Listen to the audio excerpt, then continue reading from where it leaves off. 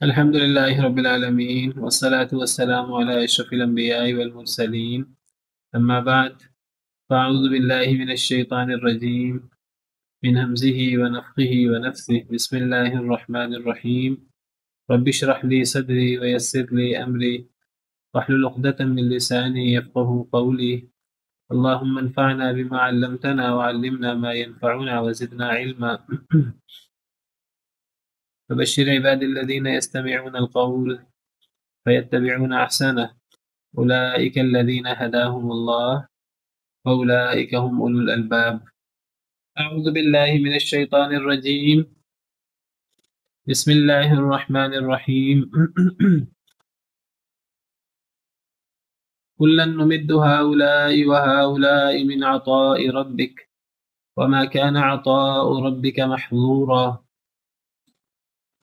ہر ایک کو ہم مدد کرتے ہیں نمد امد یمد میم دال دال مضاف ثلاثی ہے، اس سے باب افعال فعل مضارع ہے، جمع متکلم کا صیغہ۔ کلن نمد ہر ایک کو، کلن یہ مفعول ہے جو پہلے آ گیا ہے، نمد یہ فعل ہے اور اس کے اندر فاعل کی ضمیر موجود ہے، اور وہ ضمیر کیا ہے؟ نحن۔ تو کلن نمد ہر ایک کو ہم مدد کرتے ہیں، ہم لمبا کرتے ہیں۔ لمبا کرنے سے مراد مدد کرنا، تعاون کرنا، انعام کرنا، ہر ایک کی ہم مدد کرتے ہیں۔ ہاؤلائی ان لوگوں کی بھی، ہاؤلائی اور ان لوگوں کی بھی، من عطاء ربک آپ کے رب کے عطا سے۔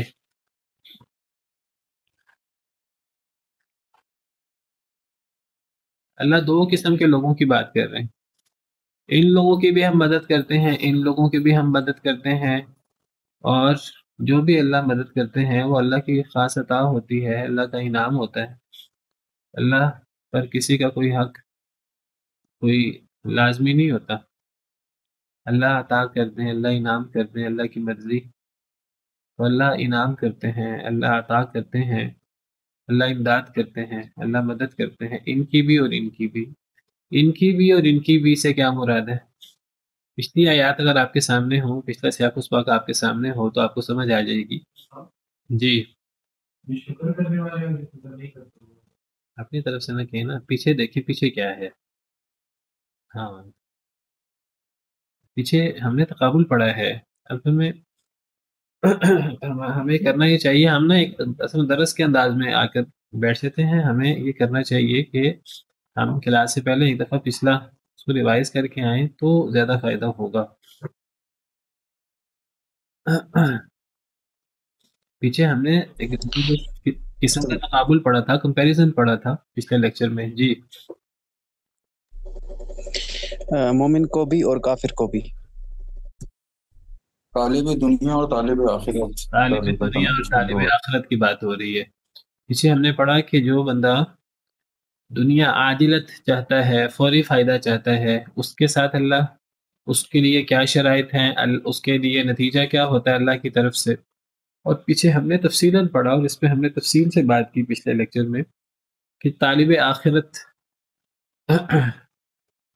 جو آخرت کا ارادہ کرتا ہے اس کے لیے کیا شرائط ہیں اللہ کی طرف سے، اور پھر اللہ کی طرف سے نتیجہ کیا ہوتا ہے۔ ہم یہ چیزیں تفصیل سے پڑھ چکے ہیں۔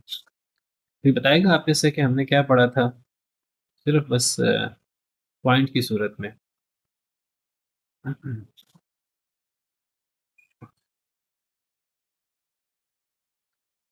ایک تو ہم نے یہ پڑھا تھا کہ دنیا کو عاجلت کہتے ہیں، اور جو ہمیشہ کی زندگی اس کو آخرت کہتے ہیں۔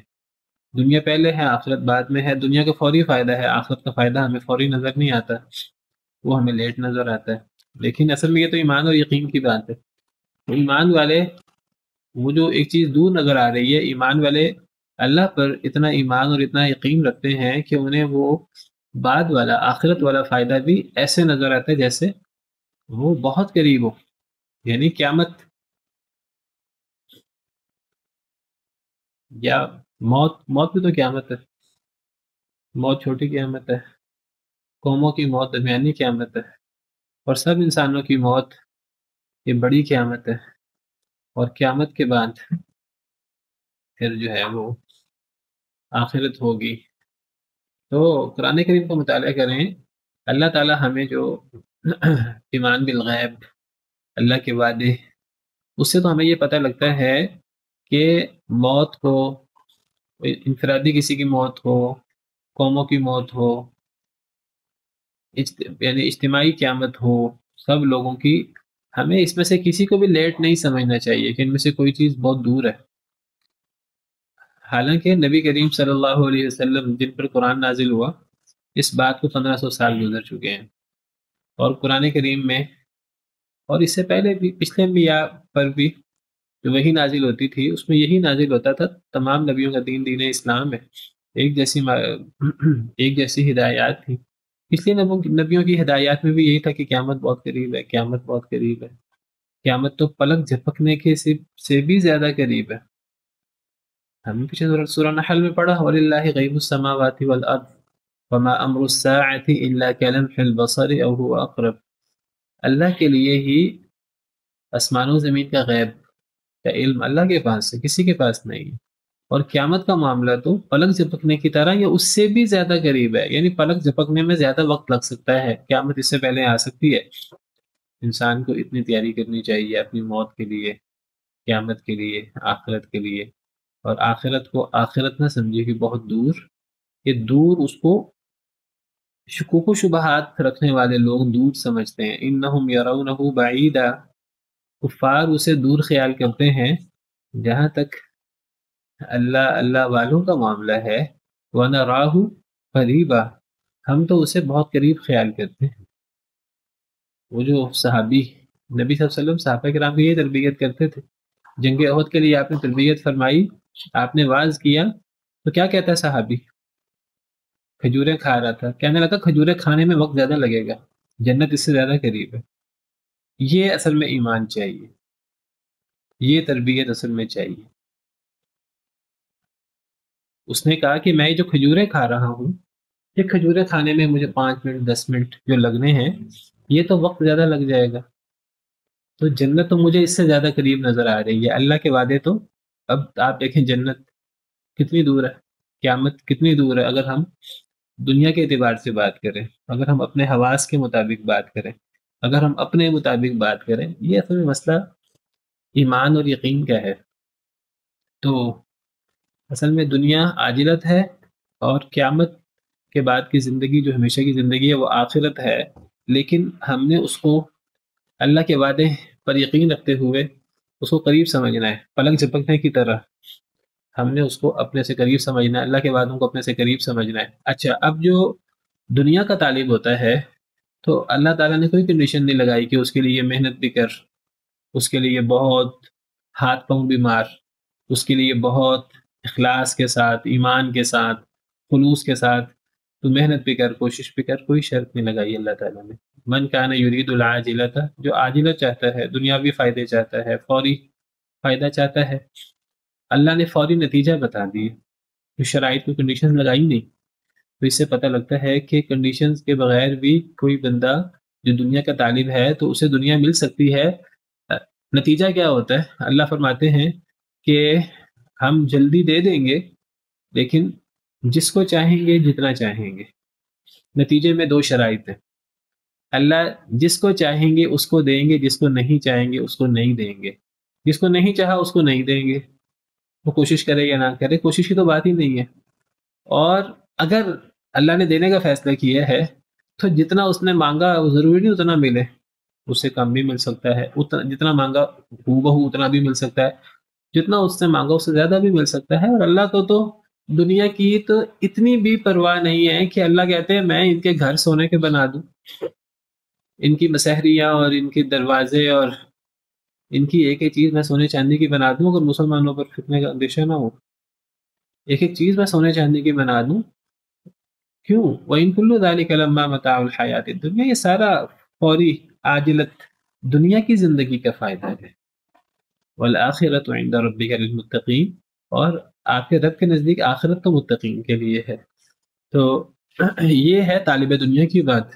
اور طالب آخرت کے بارے میں ومن اراد الآخرۃ، جب طالب آخرت کی بات کی، ایک تو وہ آخرت ہے، وہ بعد میں آنے والی ہے، اس کے یعنی وہ دنیا کے بعد ہے، اس معنی میں تو وہ آخرت ہے، لیکن ہمارا ایمان اور یقین کے اعتبار سے وہ بہت قریب ہونی چاہیے، ہمیں اسے دور نہیں سمجھنا چاہیے۔ اچھا، اگر کوئی اس کا طالب ہے تو صرف طلب سے اور صرف خواہش رکھنے سے وہ نہیں ملنے والی، دنیا صرف طلب سے بھی مل سکتی ہے، جس کو اللہ چاہیں اس کو دیں گے، جتنی اللہ چاہیں اس کو دیں گے، جس کو نہیں چاہیں نہیں دیں گے۔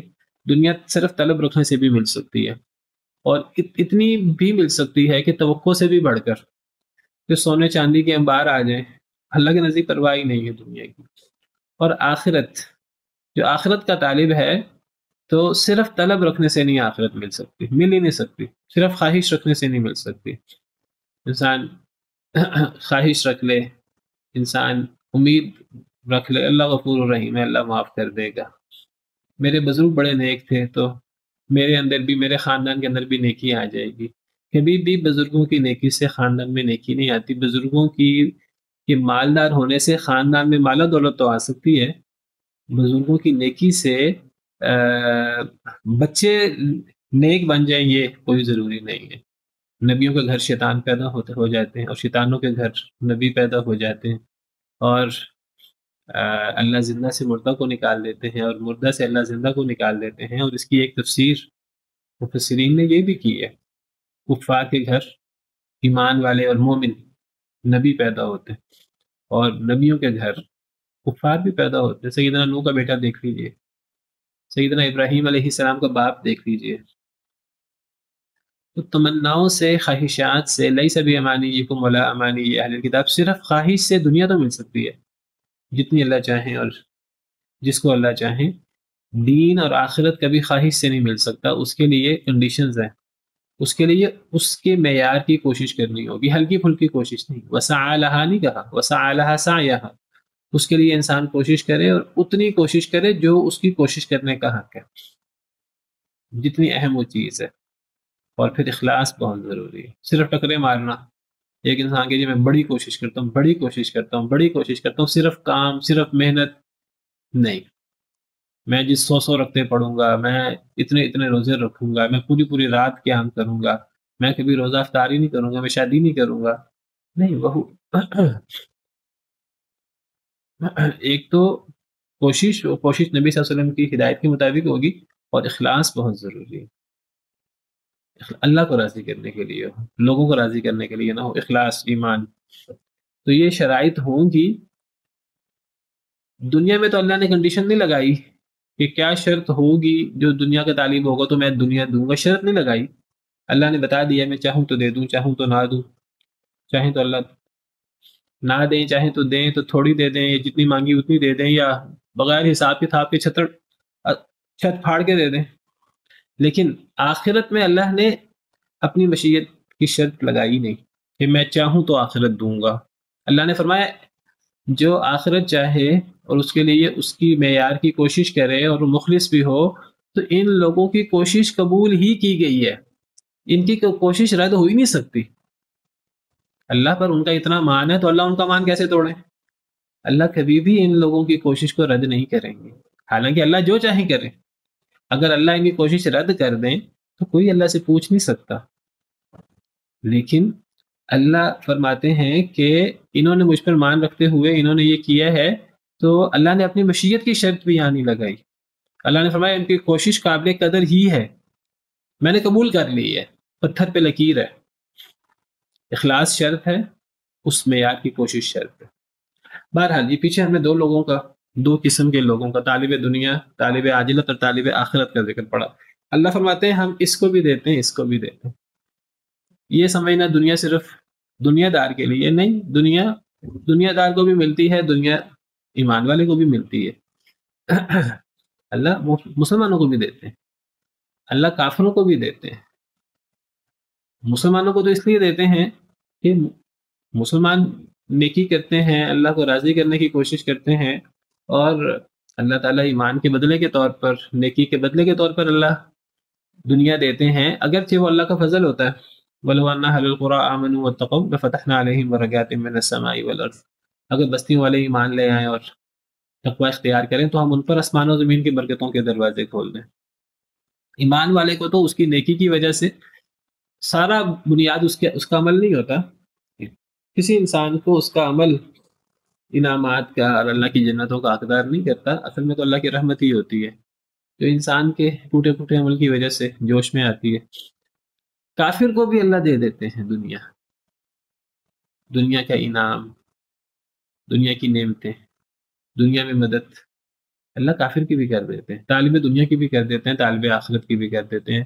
طالب آخرت کی تو دنیا اس لیے کر دیتے ہیں کہ جو آخرت کا طالب ہے، تو دنیا تو اللہ نے نہیں کہا کہ جو آخرت کا طالب ہے دنیا پہ کراس لگ گیا، نہیں، آخرت تو مل کر رہے گی اگر شرائط پوری ہیں تو، کوشش کر رہے ہیں مخلص ہو، آخرت تو مل کے رہے گی، دنیا بھی ساتھ ملے گی۔ ربنا آتنا فی الدنیا حسنہ وفی الآخرۃ حسنہ، ہاں جو دنیا کا طالب ہے اس کی آخرت پہ کراس لگتا ہے، جو آخرت کا طالب ہے اس کے تو دنیا پہ کراس نہیں لگتا۔ تو ایمان والے کو تو ملنی ہے اللہ کی رحمت کی بدولت، اس کی نیکی کی بدولت۔ کافر کو اللہ تعالیٰ اس لیے دے دیتے ہیں، اللہ کو دنیا کی پرواہ کوئی نہیں ہے، تو اللہ فرماتے ہیں ہر ایک کی ہم مدد کرتے ہیں، ان کی بھی، یہ جو عاجلہ چاہتے ہیں ان کی بھی، اور ان کی بھی جو آخرت چاہتے ہیں ان کی بھی، دنیا کی بات ہو رہی ہے۔ من عطاء ربک، آپ کے رب کی عطا سے، یہ اللہ کی عطا ہوتی ہے۔ اگر ایمان والے کو ملتی ہے دنیا کے اندر، اللہ کی نعمت ملتی ہے تو اللہ کا عطا ہے۔ ایمان والا یہ نہ سمجھے میرے عمل کا نتیجہ ہے، میں نے بڑا ہی تیر مارا ہے، جو یہ سمجھتا ہے تو یہ پھر فخر ہے، غرور ہے نیکی کا۔ تو اللہ کی رحمت سے اگر کوئی شخص آخرت میں اللہ کی رحمت کا حقدار ہوگا تو وہ بھی اللہ کی جنت کا، تو وہ بھی اللہ کی رحمت کی وجہ سے اس کا حقدار ہوگا۔ دنیا میں بھی انسان اگر اللہ کی نعمتوں کا حقدار ہوتا ہے، اللہ کا سراسر فضل ہوتا ہے۔ باقی اللہ تعالیٰ اعمال کو دیکھ کر اللہ کیا معاملہ کرتے ہیں کیا نہیں کرتے، وہ اللہ کے فیصلے ہیں، یہ اللہ کی عطا ہوتی ہے۔ اور کافر کا تو عمل ہی نہیں ہوتا، اس پر تو سراسر اللہ کی عطا ہے۔ من عطاء ربک، اور اللہ فرماتے ہیں وما کان عطاء ربک محظورا، اور نہیں ہے آپ کے رب کی عطا روکی گئی، اللہ نے اپنی عطا کو روکا نہیں ہوا۔ دنیا میں اللہ کی عطا روکی ہوئی نہیں ہے، کافر کو بھی مل جاتی ہے، اس لیے کہ اللہ کے نزدیک دنیا کی پرواہ نہیں ہے، مچھر کے پر کے برابر دنیا نہیں ہے۔ اگر اللہ کے نزدیک دنیا مچھر کے پر سے کے برابر حیثیت رکھتی، اللہ کافر کو بڑی نعمت تو چھوڑے، مچھر کا پانی کا گھونٹ نہ دیتے۔ حدیث مبارکہ ہے لو كانت الدنيا تعدل عند الله جناح بعوضة ما سقى كافرا منها شربة ماء، او كما قال علیہ الصلوۃ والسلام، اگر دنیا اللہ کے نزدیک مچھر کے پر کے برابر بھی اہمیت رکھتی تو اللہ کافر کو پانی کا ایک گھونٹ نہ دیتے۔ کہ مچھر کے پر کے برابر یہ دنیا کی اہمیت ہے تو میں کافر کو، اپنے نافرمان کو میں پانی بھی کیوں دوں، پانی کا ایک گھونٹ بھی کیوں دوں، وہ تو میرا نافرمان ہے، وہ تو میرے ساتھ مقابلہ کرنے والا ہے۔ اللہ کو نزدیک تو دنیا کی اہمیت، یہ دنیا کے سونے کے پہاڑ اور یہ دنیا کی عیاشیاں، دنیا کی نعمتیں تو اللہ کے نزدیک مچھر کے پر کے برابر بھی نہیں ہے۔ تو اللہ کہتے ہیں لے لو جتنا لینا ہے، آخرت تو ہے نہیں، متاع قلیل ثم مأواہم جہنم۔ ایمان والوں کو آپ سمجھیے جو آخرت میں ملنا ہے اس کا کچھ اللہ دنیا میں بھی دے دیتے ہیں، آخرت کا تو ان کا محفوظ ہے اللہ کا فضل، اللہ کی عطا، وہ بھی اللہ کی عطا دنیا میں کسی سے بھی رکی نہیں ہے۔ ہاں آخرت میں اللہ کی عطا صرف مسلمانوں کے لیے ہوگی، وَكَانَ بِالْمُؤْمِنِينَ رَحِيمًا، آخرت میں کافروں کے لیے اللہ کی عطا نہیں ہوگی، اللہ کا انعام نہیں ہوگا۔ تو دنیا اللہ ان کو بھی دے دیتے ہیں، ان کو بھی دے دیتے ہیں، مدد اللہ دنیا میں ان کی بھی کر دیتے ہیں، ان کی بھی کر دیتے ہیں، دعائیں کافروں کی بھی قبول ہو جاتی ہیں، دنیا کے اندر مدد ان کی بھی ہو جاتی ہے۔ شیطان نے بھی جو سب سے بڑا اللہ کا نافرمان اللہ سے دعا کی تھی، اللہ نے اس کی بھی دعا اس کی بھی اللہ نے بات مان لی، اس نے کہا مجھے قیامت تک مہلت دے دے، اللہ نے اس کی بھی بات مان لی۔ ایک مسلمان اگر ایک مسلمان دعا کرتا ہے اللہ سے ہاں اور اس کی دعا قبول ہو جاتی ہے، وہ سوچتا ہے کہ میری دعا تھی جس کی وجہ سے یہ تو غلط نہیں ہوگا۔ یہ سوچنا آپ نے کہا ہے کہ نیکی کے بارے میں کوئی بندہ سوچتا ہے کہ یار میری نیکی کی وجہ سے ہاں تو اگر کوئی بندہ سوچتا ہے کہ یار یہ میں دعا اللہ تعالیٰ کے دل سے یہ کوئی چیز نہیں اگر ایک بندہ کہتا ہے میں نے دعا کی تھی اور مجھے دعا کی وجہ سے ملی ہے تو یہ انسان اپنی نیکی پہ تو فخر نہیں کر رہا. یہ کس پہ؟ یہ اگر ایک انسان اللہ سے دعا کرتا ہے اور اس کو ایک چیز مل جاتی ہے تو انسان کے میں نے دعا کی تھی مجھے دعا کی وجہ سے مل گئی تو کیا خیال ہے یہ اپنی نیکی پر وہ انسان فخر کر رہا ہے؟ نہیں، وہ تو انسان اللہ پر حسن ظن رکھ رہا ہے کہ میں نے اپنے رب سے مانگا تو اللہ نے دے دیا، تو اللہ پر حسن ظن ہے نا. تو یہ تو اللہ نے تو ہمیں تعلیم دی ہے کہ دعا تو رد ہی نہیں ہوتی. اگر دعا آداب کے ساتھ ہو، دعا کے منافی امور نہ ہو تو دعا تو رد ہی نہیں ہوتی. اور اس کا ایک درجہ ہے جو سب سے ہلکا درجہ ہے کہ وہ جیسے انسان دعا مانگے دنیا میں اسی طرح قبول ہو جائے، ورنہ اس سے بہتر درجہ یہ ہے کہ اللہ اس سے بڑی مصیبت ٹال دے. یہ بھی دعا کی قبولیت ہے. اور اس سے بڑا درجہ کیا ہے؟ اللہ آخرت میں محفوظ کر لے، یہ سب سے بڑا درجہ ہے. وہ آخرت میں انسان کو نیکیاں اور انسان کے لیے تو اتنی نعمتیں ہوں گی، انسان سمجھے گا کہے گا میں نے تو یہ اعمال کیے ہی نہیں، تو پتہ لگے گا میں نے تو دعائیں کی تھیں، وہ دعائیں تو ان کی قبولیت یہ ہے آخرت میں اس کا انعام مل رہا ہے. تو دعا کی قبولیت، ہاں اگر ایک انسان یہ سمجھے کہ میں تو دعا کرتا ہوں بڑی نیکی کرتا ہوں تو اب وہ اپنی اس دعا اور اپنے اس عمل دعا پر فخر شروع کر دے تو وہ ریاکاری بن سکتی ہے. ورنہ اگر ایک انسان دعا کرے اور اللہ پر حسن ظن رکھے تو یہ تو یعنی حسن ظن اللہ کے ساتھ وہ مطلوب ہے. انظر کیف فضلنا بعضهم على بعض، یہ آیات ہیں، یہ بڑی غور طلب آیات ہیں جو ہم پڑھ رہے ہیں. جو پچھلی لیکچر میں ہم نے آیات پڑھی وہ بھی اور یہ آیات بھی، ذرا توجہ کرنے کی یہ آیات ہیں. اللہ فرماتے ہیں ذرا دیکھیے اے اللہ کے نبی صلی اللہ علیہ وسلم، کیف فضلنا بعضهم على بعض، کیسے ہم نے فضیلت دی بعض کو بعض پر. کس میں؟ یعنی دنیا میں. دنیا میں آپ دیکھیے کہ لوگ ایک جیسے نہیں، دنیا میں مختلف قسم کے لوگ ہیں. کسی کو ہم نے فضیلت دی، کسی کو کسی چیز میں فضیلت دی، کسی کو مال و دولت میں فضیلت دی، دوسرے کو مال و دولت نہیں دیا، اس کو صلاحیتیں دے دیں، اس کو وہ صلاحیتیں نہیں دیں. کسی کو علم دے دیا، دوسرے کو علم نہیں دیا. کسی کو کوئی ایسی صلاحیت دے دی وہ دوسرے کو نہیں دی. کسی کو خوبصورتی دے دی دوسرے کو وہ نہیں دی. کسی کا قد لمبا، کسی کا قد چھوٹا، کسی کا رنگ کالا، کسی کا رنگ سفید. ایسی اللہ کی انعام کی اور اللہ نے جو فرق رکھا ہے لوگوں میں اس کی ہزاروں صورتیں ہیں. تو دنیا میں ہمیں ایک جیسی چیزیں نہیں ملتی. کہنے کو سب انسان، ان کا ایک سر ہوتا ہے، دو آنکھیں ہوتی ہیں، دو کان ہوتے ہیں، دانت ایک جیسے ہوتے ہیں، ایک جیسا جو ہے وہ ان کی موٹی موٹی صفات ایک جیسی ہوتی، دو ہاتھ ہوتے ہیں، دو ٹانگیں ہوتی ہیں، ایک جیسی چیزیں ہوتی ہیں. لیکن کوئی انسان دوسرے انسان سے ملتا نہیں ہوتا، نہ دنیاوی اعتبار سے، نہ صلاحیتوں کے اعتبار سے، نہ نیکی کے اعتبار سے. کوئی بدبخت ہے، کوئی سعادت مند ہے، کوئی نیک ہے، کوئی برا ہے، کوئی اللہ والا ہے، کوئی شیطان والا ہے، کوئی حزب اللہ میں شامل ہے، کوئی حزب الشیطان میں شامل ہے. تو یہ مختلف فضیلتیں ہیں دنیاوی دینی جو دنیا میں اللہ نے دے رکھی ہیں. کنٹراسٹ ہے دنیا میں، اختلاف، زبانوں کا اختلاف ہے، رنگوں کا اختلاف ہے، اللہ کی نعمتوں کا اختلاف ہے. پھر نعمتیں بھی ہزاروں لاکھوں قسم کے اللہ کی نعمتیں. اللہ فرماتے ہیں جب دنیا میں تمہیں اتنا فرق نظر آتا ہے، کچھ لوگوں کے پاس اتنا مال ہے کہ انہیں سمجھ نہیں آتی وہ مال کو روڑے کیسے. وہ سمجھیے آگ لگا لگا کر اس کو سگریٹ کی طرح پھونک کر بھی پینا شروع کر دیں تو وہ ختم نہ ہو. کچھ لوگوں کے پاس اتنا مال ہے اور کچھ لوگوں کے پاس اتنا فقر ہے کہ پورے نہیں پڑتا. کتنی آزمائشیں، کچھ لوگوں کے پاس آزمائشیں نہیں ہیں. یہ دنیا کی فضیلتیں ہیں. کسی کو اللہ نے کوئی فضیلت، کسی کو کوئی فضیلت. اور اصل میں دنیا کو سب کچھ سمجھیں گے تو پھر سوالات پیدا ہوں گے، اشکالات پیدا ہوں گے. دنیا تو سب کچھ ہے ہی نہیں، دنیا تو اللہ کے نزدیک مچھر کے پر کے برابر نہیں ہے. اصل تو آخرت ہے، دار الجزا.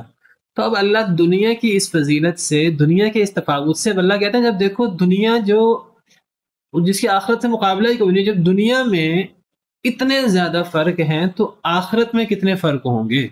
وَلَلْآخِرَةُ أَكْبَرُ دَرَجَاتٍ، اور آخرت بہت بڑی ہے درجات کے اعتبار سے. وَأَكْبَرُ تَفْضِيلًا، اور آخرت کی فضیلتیں تو آپ سمجھے زمین و آسمان کا تقابل بھی نہیں ہو سکتا. یعنی دنیا کے اندر میں نے کہا کہ ایک بدبخت ہے، ایک سعادت مند ہے، ایک نیک ہے، ایک برا ہے. کہنے کو ہمیں بہت زیادہ فرق نہیں لگتا بعض لوگوں کو، کہ ایک ہی جیسے لگتے ہیں، کوئی بہت زیادہ فرق نہیں ہے، ایک تھوڑا سا نیک ہے، ایک وہ اتنی نیکی کا شوق. دنیا میں ہم اس کو بہت زیادہ اہمیت نہیں دے رہے ہوتے. نہیں، آخرت میں اس کا بہت بڑا فرق ہوگا. جیسے ایک آسمان ہوتا ہے، ایک زمین ہوتا ہے، ایک ذرہ ہوتا ہے اور ایک آسمان پہ چمکتا ستارہ ہوتا ہے. تو آخرت کے درجے اور آخرت کی فضیلتیں دنیا کی فضیلتوں کو دیکھ لیں تو آخرت کی فضیلتوں کا مقابلہ ہی نہیں کیا جا سکتا.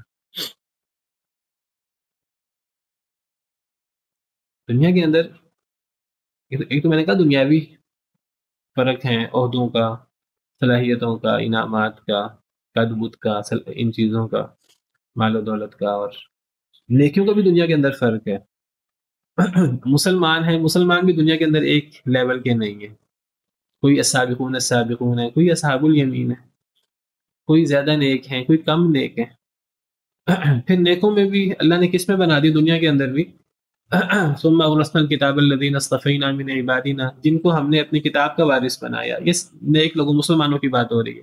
اب ان مسلمانوں میں بھی فمنہم ظالم لنفسہ، کئی ایسے بھی کتاب کے وارث مسلمان ہیں جو اپنے اوپر ظلم بھی کر دیتے ہیں مسلمان ہونے کے باوجود، کتاب پر ایمان رکھنے کے باوجود اپنے اوپر ظلم کرنے والے ہوتے ہیں، کمیاں کوتاہیاں ہو جاتی ہیں، گناہ ہو جاتے ہیں. ومنہم مقتصد، کچھ درمیانے ہیں، کوئی بہت زیادہ ظلم بھی نہیں کرتے، بہت زیادہ نیکیوں میں بھی آگے نہیں بڑھتے. ومنہم سابقون بالخیرات، کوئی ہر چیز میں آگے بڑھنے والے صحابہ کرام کو دیکھ لیجیے. سیدنا ابوبکر، سیدنا عمر کا آپ اس کا مقابلہ، صحابہ کرام کا مقابلہ دیکھ لیجیے، ہم تصور ہی نہیں کر سکتے. نیک لوگوں میں کتنے درجات ہیں؟ عوام کا درجہ ہے، خواص کا درجہ ہے، علماء کا درجہ ہے، اولیاء اللہ کا درجہ ہے، صدیقین کا درجہ، شہداء کا درجہ ہے، صدیقین، یہ دنیا کی بات کر رہا ہوں. صدیقین کا درجہ ہے، نبیوں کا درجہ ہے، رسولوں کا درجہ ہے. رسولوں کے اندر تفاوت ہے. تلک الرسل فضلنا بعضهم علی بعض، کچھ اولو العزم رسول ہیں اور ایک سید الانبیاء والمرسلین.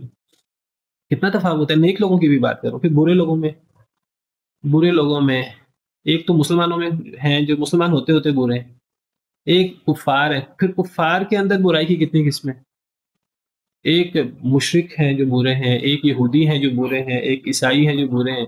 اب اگر ان میں بھی فرق ہے اور اللہ نے ہمیں ان کے بھی مراتب بتائے. اللہ کہتے ہیں کہ اگر برائی کا مقابلہ کرنا ہے تو مشرک اور یہودی وہ تمہارے زیادہ بڑے دشمن ہیں بنسبت عیسائیوں کے. ہیں سب کافر ہیں، وہ بھی مشرک. لَتَجِدَنَّ أَشَدَّ النَّاسِ عَدَاوَةً لِلَّذِينَ آمَنُوا الْيَهُودَ وَالَّذِينَ أَشْرَكُوا، ایمان والوں کے زیادہ بڑے دشمن مشرک اور یہودی. وَلَتَجِدَنَّ أَقْرَبَهُمْ مَوَدَّةً، اور اگر آپ دشمنوں کا مقابلہ کریں تو دشمنوں میں تمہارے زیادہ قریب، دوستی میں نہیں، دشمنوں میں تمہارے زیادہ قریب مودت کے اعتبار سے الذین قالوا انا نصارى، جنہوں نے کہا ہم عیسائی ہیں. تو اللہ نے تو ان میں بھی فرق کر دیا. پھر دیکھیے اللہ تعالیٰ کفار میں فرق کرتے ہیں. اللہ کہتے ہیں کفار دو طرح کے ہیں. ایک وہ کفار ہے، یعنی دیکھیے کافر کتنا بدبخت ہے، اللہ رسول کا منکر ہے، اللہ رسول کا محادہ کرنے والا ہے، لیکن اللہ نے ان میں بھی درجات کر دیے. ایک کافر وہ ہے جو تمہیں تنگ نہیں کرتا، وہ اپنے اللہ کو ناراض کرتا ہے، رسول اللہ کے بارے میں وہ ان کو جھٹلاتا ہے، اللہ کو جھٹلاتا ہے، قرآن کو جھٹلاتا ہے. وہ ظلم اپنی جگہ بہت بڑا ظلم ہے، ظلم عظیم ہے، لیکن وہ مسلمانوں کو تنگ نہیں کرتا، مسلمانوں کو گھروں سے نہیں نکالتا، مسلمانوں کے گھر نہیں جلاتا، مسلمانوں کو قتل نہیں کرتا. اور ایک کافر وہ ہے جو سارے کام کرتا ہے. ایک کافر وہ ہے جو خود یہ کام نہ کرے لیکن ایسے کفار کی پشت پہ نہیں کرتا ہے. تو اللہ نے یہ سورہ ممتحنہ کا مطالعہ کریں تو اللہ نے اس کے اندر فرق کیا دونوں قسم کے کفار میں. اللہ فرماتے ہیں لا ينهاكم الله عن الذين لم يقاتلوكم في الدين ولم يخرجوكم من دياركم ان تبروهم وتقسطوا اليهم، جو تم سے دین کے بارے میں تم سے باقاعدہ لڑتے نہیں ہیں کافر، لیکن تم سے تمہارے دین کے بارے میں لڑتے نہیں ہیں، گتھم گتھا نہیں ہیں. ولم يخرجوكم من دياركم، تمہیں تمہارے گھروں سے نکالا نہیں ہے انہوں نے. تو اللہ تمہیں منع نہیں کرتا کہ تم ان سے نیکی کر لو، تم ان سے انصاف والا معاملہ کرو. اللہ انصاف کرنے والوں کو پسند کرتے ہیں. انما ينهاكم الله عن الذين قاتلوكم في الدين، اللہ تمہیں نیکی کرنے سے بھی منع کرتا ہے ان لوگوں سے کہ جنہوں نے تم سے دین کے بارے میں لڑائی کی. واخرجوكم من دياركم، تمہیں تمہارے گھروں سے نکالا. وظاهروا على اخراجكم، دوسروں کی تمہیں تمہارے گھر سے نکالنے میں مدد کی، پیٹھ ٹھونکی.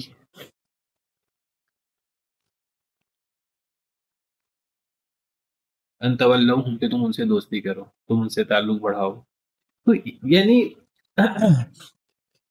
اچھے لوگوں میں بھی درجات ہیں، برے لوگوں میں بھی درجات ہیں، اچھائی کے بھی درجات ہیں، برائی کے بھی درجات ہیں، اور یہ سارے درجات ہمیں دنیا میں نظر آتے ہیں، دنیاوی اعتبار سے بھی، دین کے اعتبار سے بھی. تو اللہ کہتے ہیں کہ جب اللہ نے دنیا کو اتنا متنوع قسم کا بنایا ہے تو تم ذرا یہ بہت بڑی نشانی ہے اللہ کی، تو تم اسی سے تصور کر لو کہ آخرت میں کتنا بڑا تنوع ہوگا، آخرت میں کتنے بڑے اختلافات ہوں گے درجات کے.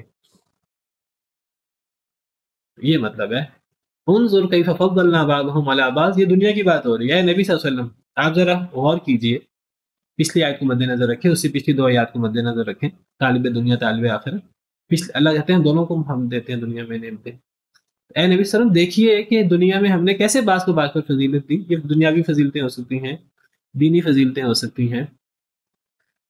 تو اسی کو دلیل بنا کر اسی سے تم سمجھ لو کہ آخرت میں کتنا درجات کا تفاوت ہوگا. وَلَلْآخِرَةُ أَكْبَرُ دَرَجَاتٍ وَأَكْبَرُ تَفْضِيلًا. اور آخرت کی فضیلت تو بہت بڑی ہوگی. یعنی جنت کے اندر جنتیوں کا بھی تفاوت ہوگا. ایک جنت ہے جو جنت الفردوس ہے، جنت کے درجات ہیں 100 درجے ہیں. 2 درجوں کے درمیان اتنا بڑا فرق ہے کہ نچلے درجے والے وہ 1 درجہ اوپر والوں کو ایسے دیکھیں گے جیسے ہم چاند ستارے کو دیکھتے ہیں. یہ 2 درجوں کا اتنا بڑا فرق. تو جنت کے 100 درجے ہیں. اور اسی طرح جہنم، سزائیں آخرت میں بھی، وہ بھی ایک منافق ہے، اعتقادی منافق، وہ سب سے نچلے گڑھے میں. ان المنافقین فی الدرک الاسفل من النار. جہنم کے درکات ہیں. تو یہ دنیا کے یہ جو تنوعات ہیں اور دنیا کے جو آپ کو کنٹراسٹ نظر آئے گا، اختلافات نظر آئیں گے، دنیا کے درجات نظر آئیں گے، اس سے آپ آخرت کے درجات کا انسان اندازہ نہیں کر سکتا. انسان کا ذہن بڑا چھوٹا ہے، بڑا کمزور ہے، لیکن انسان چلو ایک حد تک سمجھنے کے لیے کہ دنیا کے درجات کتنے ہیں، دنیا میں کتنا فرق ہوتا ہے، ایک بہت نیک ہوتا ہے، ایک بہت برا ہوتا ہے. تو آخرت میں ان میں بہت بڑا فرق ہوگا، بہت بڑا فرق ہوگا. دیکھیے جو بندہ ان درجات کو بھلا دے، اللہ تعالیٰ کہتے ہیں کہ وہ در حقیقت اللہ کا انکار کرنے والا. جو لوگ آخرت کے منکر ہیں، اللہ کا ان پر سب سے بڑا، یعنی اللہ کا کہنا یہ ہے کہ آخرت کے منکر ہو کر انہوں نے مومن اور کافر کو برابر کر دیا. دنیا میں تو مومن اور کافر کے ساتھ کوئی بہت بڑا فرق نہیں ہوتا. دنیا میں مومن کو بہت زیادہ نعمتیں نہیں ملتی کیونکہ دنیا دار الجزا نہیں ہے. دنیا میں کئی دفعہ کافر کے پاس زیادہ نعمتیں ہمیں نظر آتی ہیں، اگرچہ وہ نعمت اس کے لیے اللہ کا عذاب ہوتی ہے، آزمائش ہوتی ہے. تو دنیا میں تو مومن اور کافر کا فرق انعامات کے اعتبار سے ہو ہی نہیں سکتا. کافر ہوتے ہیں، ظالم ہوتے ہیں. ایک وہ شخص ہے کہ جس نے کسی کو قتل نہیں کیا، ایک شخص وہ جو قتل کرتا ہے کسی کو، ایک وہ شخص ہے جو لاکھوں لوگوں کو قتل کرتا ہے. دنیا میں تو اب لاکھوں لوگوں کی سزا کسی کو دی نہیں جا سکتی، وہ تو آخرت میں پھر دی جائے گی. تو اللہ تعالیٰ کہتے ہیں اصل میں آخرت کا انکار، وہ جو اللہ نے آخرت میں یہ جو درجات دینے ہیں اور جو اللہ نے یہ جو تفاوت رکھنا ہے، وہ کوئی آخرت کا انکار کر دے تو اللہ تعالیٰ کہتے ہیں یہ تو گویا کہ اللہ رب العالمین پر بہت بڑا الزام ہے کہ اللہ تو عدل نہیں کریں گے. وما خلقنا السماء والارض وما بينهما باطلا. ہم نے آسمان و زمین اور جو ان دونوں کے درمیان ہے اسے باطل نہیں بنایا. ذلك ظن الذين كفروا. یہ کافروں کا گمان ہے. فويل للذين كفروا من النار. کہ آخرت نہیں ہے یہ اللہ کے عذاب کے لیے، جہنم میں جانے کے لیے یہ کافی ہے. ذلك ظن الذين كفروا فويل للذين كفروا من النار. وجہ کیا ہے؟ ام نجعل الذين آمنوا وعملوا الصالحات كالمفسدين في الارض. کیا ہم ایمان والوں کو زمین میں فساد کرنے والوں کی طرح بنا لیں؟ اصل تو انعام اور سزا تو آخرت میں ملنی ہے، دنیا میں تو وہ اصل تو سزا اور انعام ملا ہی نہیں. ہم کیا ایمان والوں کو اور فساد کرنے والوں کو ایک جیسا بنا دیں؟ دنیا میں تو بہت زیادہ فرق نہیں ہوتا. ام نجعل المتقین کالفجار. کیا ہم متقی اور فاسق و فاجر کو ایک جیسا کر دیں؟ دنیا میں تو بہت زیادہ فرق نہیں ہوتا. تو آخرت میں دنیا کے تفاوت کو، دنیا کے درجات کو مد نظر رکھو، آخرت کے درجے بہت بڑے ہوں گے، بہت بڑے درجے ہوں گے. نور کے ممبر بھی ہوں گے، اور امور کے ممبروں میں بھی اللہ لوگوں کو عزت دیں گے، اور ایسے بدبخت ترین لوگ بھی ہوں گے کہ کیڑے مکوڑوں سے بھی بدتر اور گندگی کے کیڑوں سے بھی بدتر لوگ بھی ہوں گے، والعیاذ باللہ۔ بہرحال لا تجعل مع اللہ الہ آخر، نہ آپ بنائیے اللہ کے ساتھ کوئی دوسرا معبود، فتقعد تو آپ بیٹھ جائیں گے مذموماً مذمت زدہ، مخذولا رسوا کیا ہوا، ناکام نامراد۔ جو آخرت کے درجات ہیں اس کا جو سب سے مین چیز ہے وہ توحید ہے، توحید شرک۔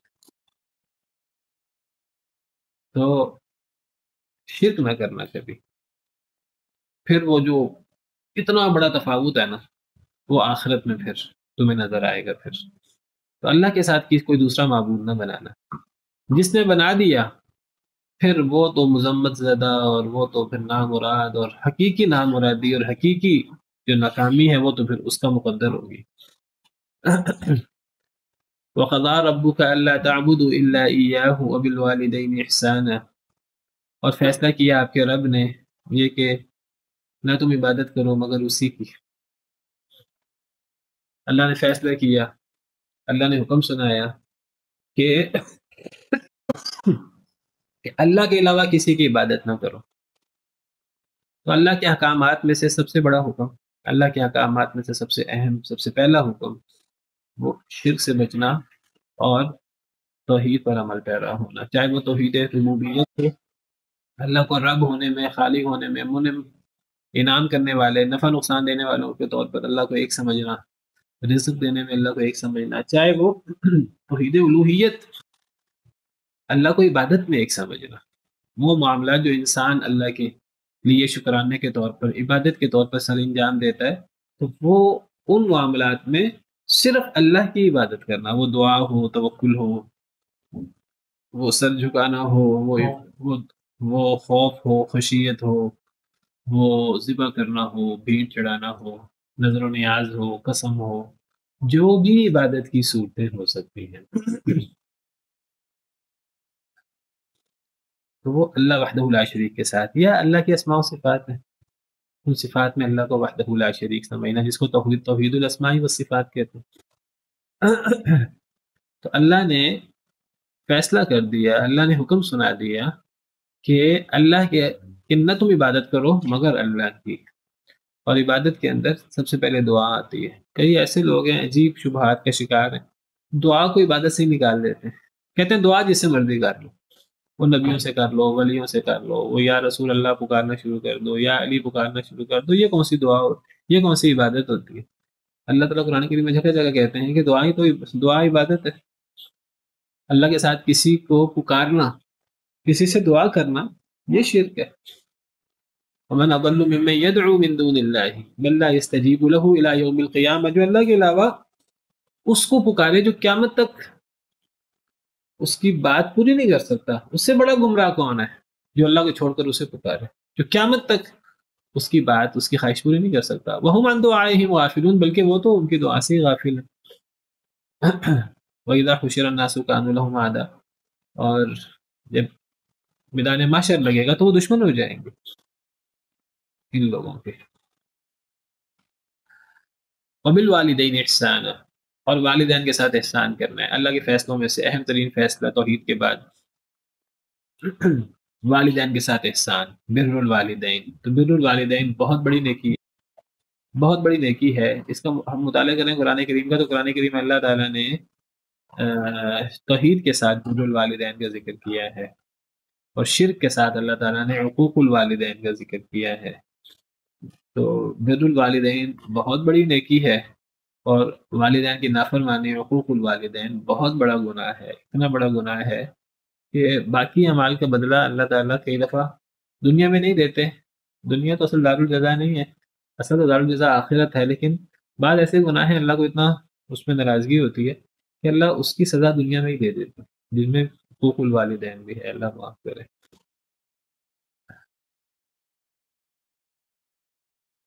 تو والدین کے ساتھ احسان کرنا ہے۔ تو قرآن کریم میں اکثر توحید کے ساتھ والدین کے ساتھ احسان کرنے کا ذکر ہے، جس سے اس کی اہمیت کا پتہ لگتا ہے۔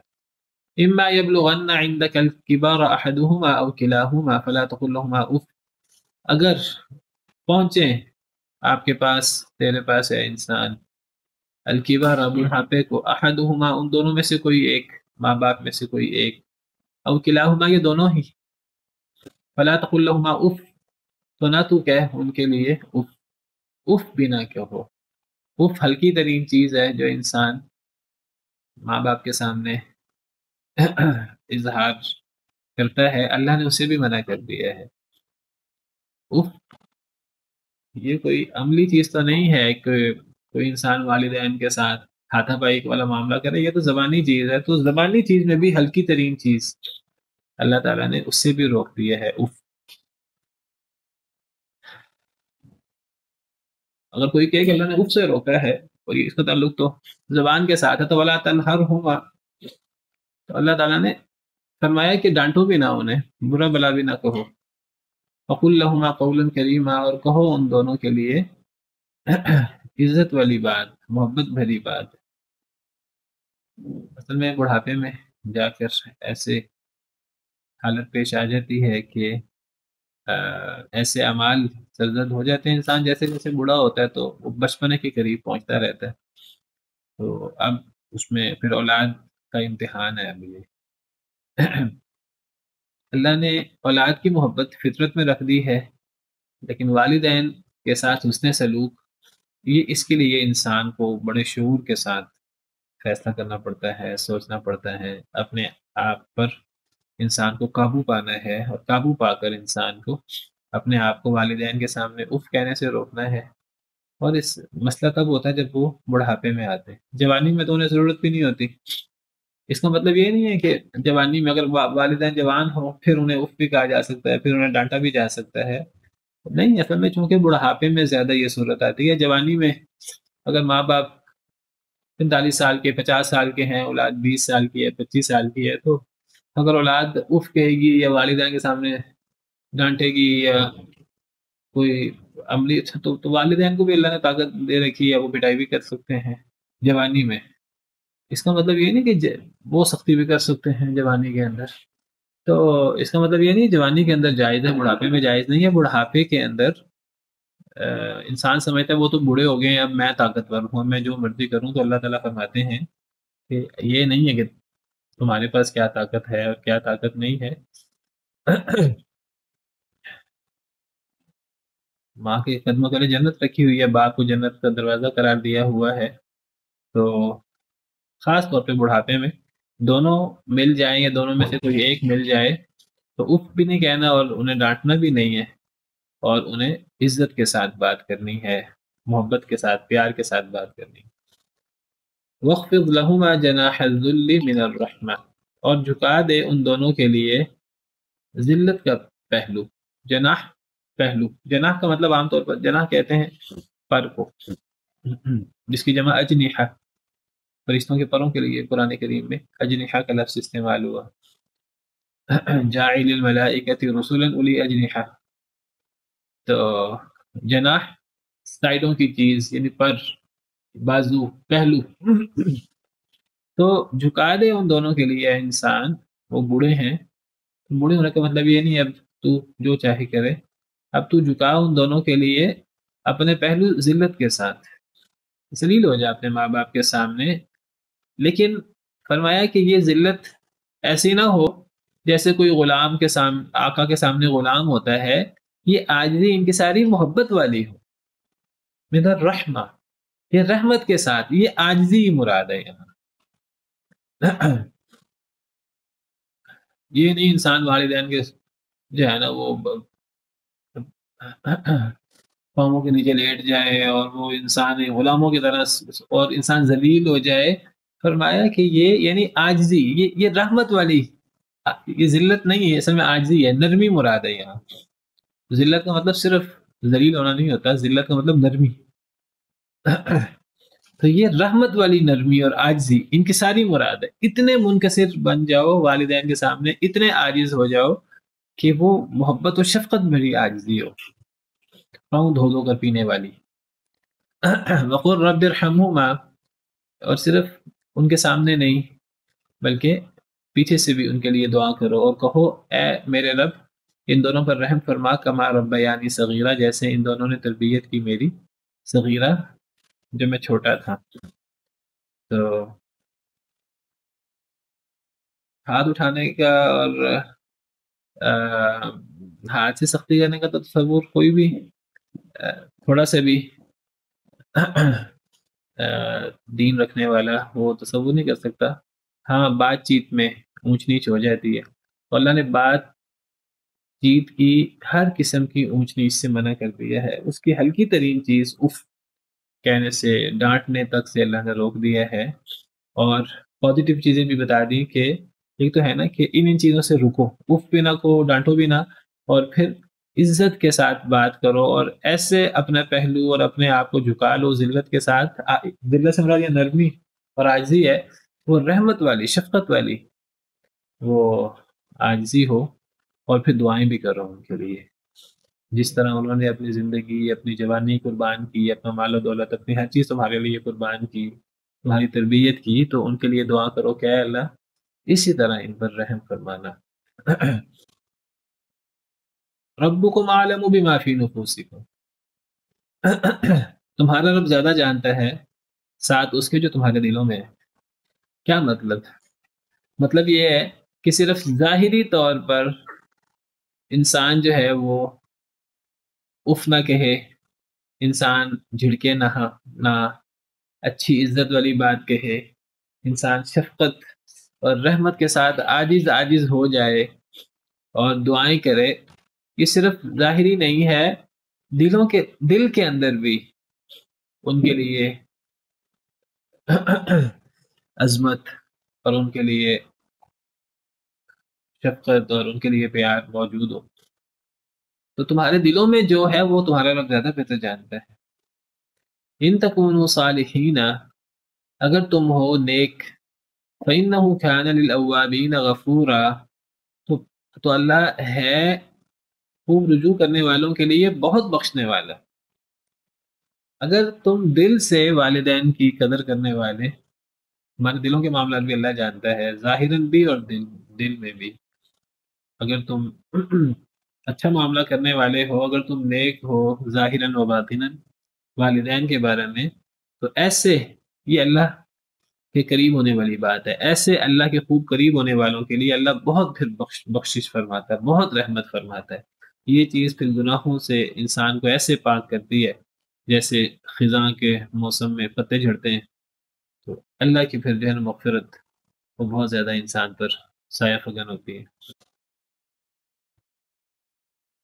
چلیں اتنا ہی کافی ہے۔ سبحان ربک رب العزت عما یصفون وسلام علی المرسلین والحمد للہ رب العالمین۔